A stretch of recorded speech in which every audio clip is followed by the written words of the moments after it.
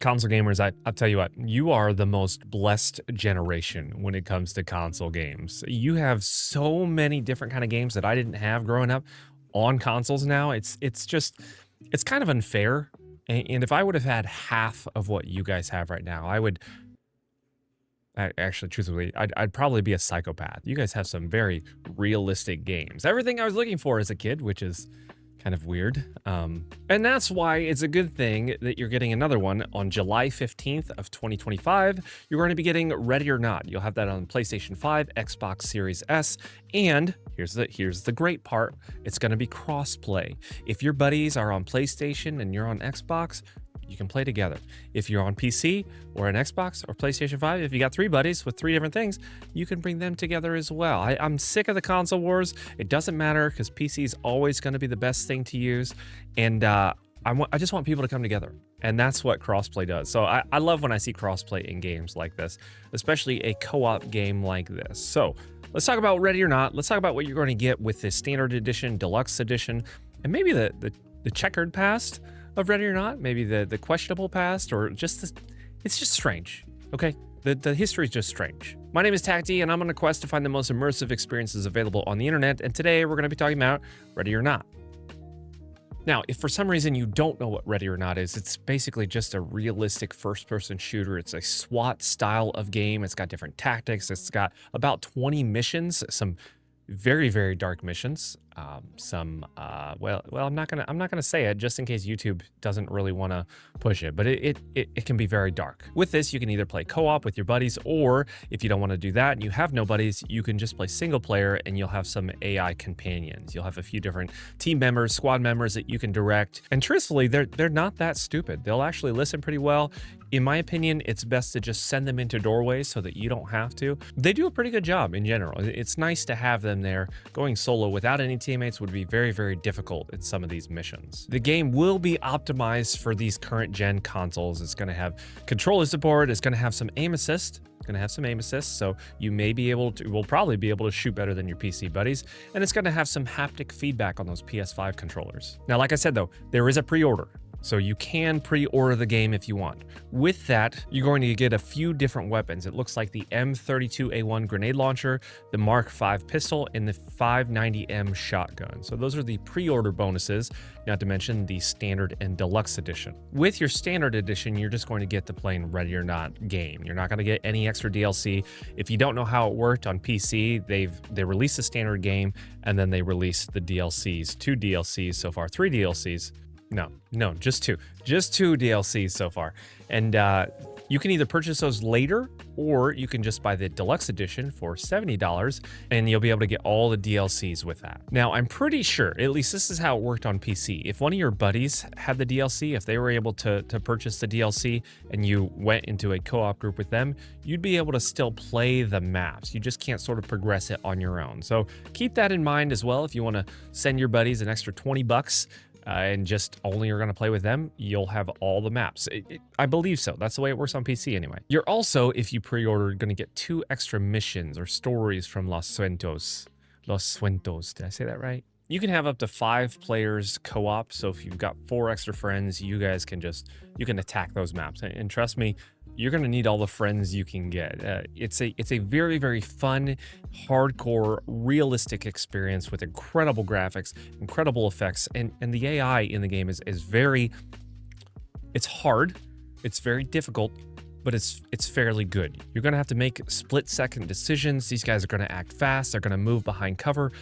It is a very difficult game in the best way. Some people, they just like the cake on a plate. They like people to just, hand them things because they don't really want to work for things. And that's fine. If that's your thing, you should probably play an RPG on easy mode or something. But in this case, you're going to be challenged quite a bit. You're going to be challenged with positioning, to target identification. You're going to not be able to shoot right away. So let me just give you an example.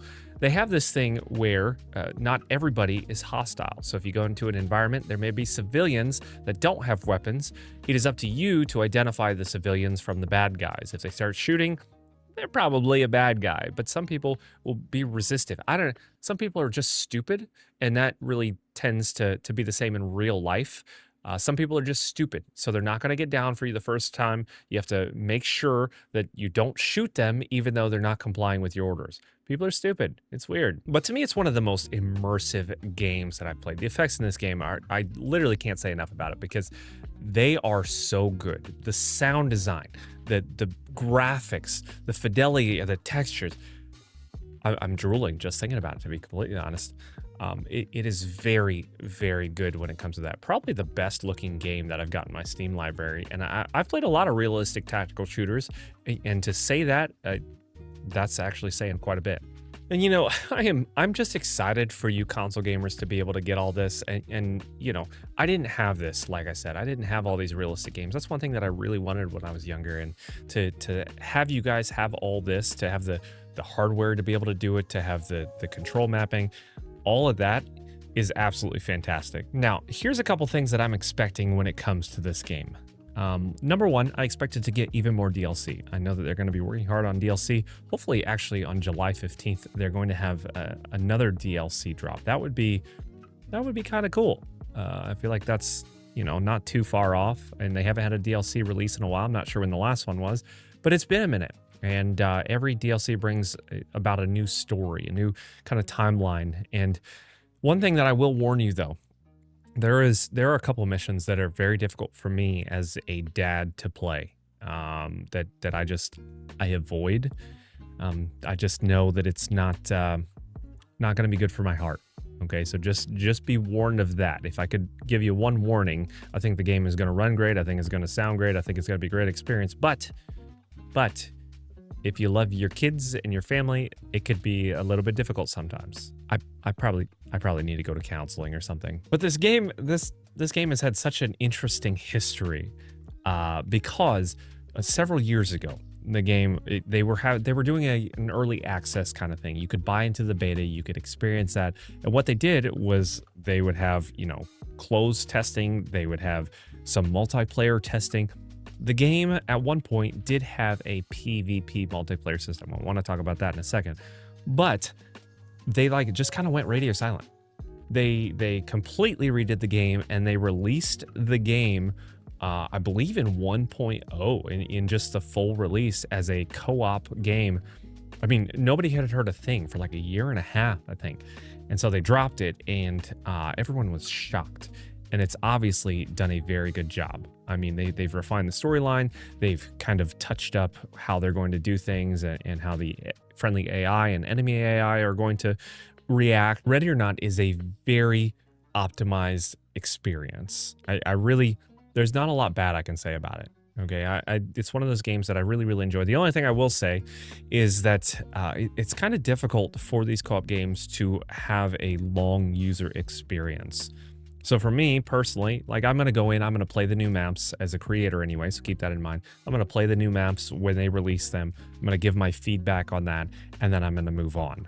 It's not one of those games that's going to hold my support very long because it is hold my attention very long, I should say, because it's a single player game and single player co-op game, and I don't stick with those very long just because of the nature of kind of what this channel is. So you may have a different experience, but for the most part, it's one of those things that once you get through it, you may not come back to it for a while. So keep that in mind. But with 20, I mean, I guess with 20 different missions, you could play this for several months and have a very good time and even try to do it like an Iron Man mode, which they have, where you try not to die. You try to go story by story and you have to manage your team a little bit, make sure they're not psyched out too much. If anybody needs to take a break or to be benched, I guess, to put it in the EA style of format there, the EA sports games, you have to bench some people sometimes, say, hey, calm down, take a break.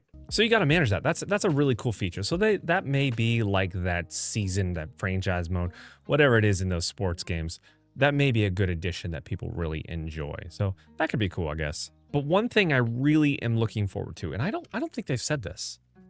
Okay, no, they haven't mentioned this yet, but I'm just going to make an assumption. I think that mods are going to be on this game. That's a huge thing with this game, is that mods, You get to make your own maps and everything like that. And I think that's going to be huge when it comes to this. Now, the game utilizes what's called Mod.io. If you don't know what Mod.io is, it's essentially just an ease of access modding system where people can put mods on there, you can download them. And I think Insurgency Sandstorm did the same thing. I think they utilize this so that the console gamers can utilize that to just download the mods there. So this is just a prediction, okay?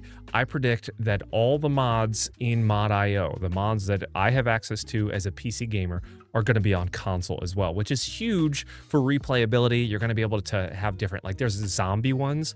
People have made zombie missions. People have made different maps. That's going to be very, very a large scene anyway when it comes to the replayability and how people want to, you know, play the game, play different aspects of it. Really, really great. I would almost bet that that's going to happen. The other thing that I really, really want to happen, and I don't know if it's ever going to happen, but when I watched the PvP early on with the closed beta, I never got to play it, but with the closed beta, when I watched that early on, it looked so good. It looked like so much fun. Maybe it wasn't, but the graphics itself made it look like it was going to be an incredible experience. And with the way that they've changed the game a little bit, like there's no sprinting anymore in the game. You either walk or you slow walk, depending on how you're holding your rifle and everything. And with the PvP, there was sprinting, so they took that out of the game. I'm interested to see if that's going to come back or if there's going to be different controls for that. I know with a game like Delta Force Hawk Ops, or whatever it's called now, they have two different game modes. They have the battlefield mode, and then they have that extraction mode and a single player mode, I guess. And one of the things that's weird for me when I've played it, I want to warm up with the battlefield mode and then go into the extraction mode. It's weird for me to change the controls, to go from certain abilities to not being able to do certain things here. It's just different. So I don't know if that's going to be an issue with all that, but I would love to see PvP make its way back into this game. And I think with crossplay, that's a very, very more likely thing, because you don't have to worry so much about player numbers. It is obviously a problem, but if you can have all three systems joined together for a PvP mode, I would be stoked with that. I would have a very good time with that. I would be a very happy camper. And I think a lot of people playing it would be very happy as well, because then you would have the campaign mode, single player, you'd have the co-op, and you would have the PvP environment with different, like, cops and robbers mode. I don't know exactly how it's going to work, but I'm very intrigued to see that. I'm also intrigued to see how console gamers like it. I'm guessing they're going to like it, man. You guys don't have a whole lot like this. You don't have a whole lot to choose from when you want those realistic, tactical, hardcore shooters. You have a lot more than I did, but especially with these close quarters here, I don't think you have a ton going for you there. Rainbow Six, right? This is going to be the Rainbow Six for the men. Men over 30, you will enjoy this better than the colorful Rainbow Six. Also, I guess if you haven't hopped into Rainbow Six before, ever, it's pretty much a lost cause because you're way behind the curve. I'm never going to play that game. I just know it. So this is a good way to get ahead of the curve and actually get in there and enjoy it. So what do you guys think? Do you think this is game? This game is going to have a success? Is it going to be fun? Is it something you're looking forward to? Let me know in the comments down below. My name is TacD. Thank you so much for watching. If you enjoyed it, give it a like. If you didn't, dislike button, you know exactly where that is. And until the next one, blend in until you need to stand out.